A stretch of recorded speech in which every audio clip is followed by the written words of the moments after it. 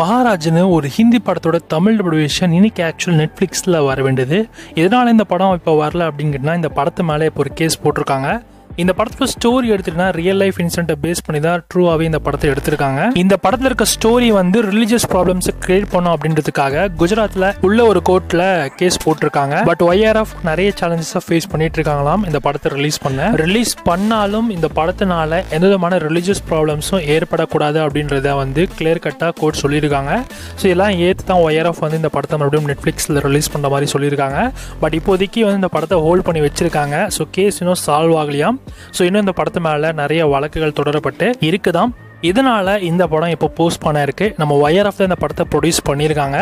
So யாரெல்லாம் இந்த படத்தை பார்க்க வெயிட் பண்ணிருக்கீங்களோ இப்போதைக்கு இந்த படத்தை ஹோல்ட் பண்ணி வச்சிருக்காங்க. ஸோ எனி டைம் நெட்ஃப்ளிக்ஸில் ரிலீஸ் பண்ணுவாங்க. அவங்க ரிலீஸ் பண்ணுறப்ப கண்டிப்பாக நான் உங்களுக்கு அப்டேட் பண்ணுறேன்.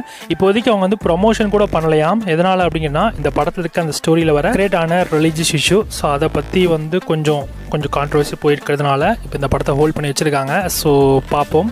ஸோ ஃப்யூச்சரில் இந்த படத்தோட அப்டேட் வந்ததுன்னா கண்டிப்பாக நான் உங்களுக்கு அப்டேட் பண்ணுறேன். ஸோ இதெல்லாம் தான் இந்த படத்துக்கு மேலே இருக்கிற பிரச்சனைகள்.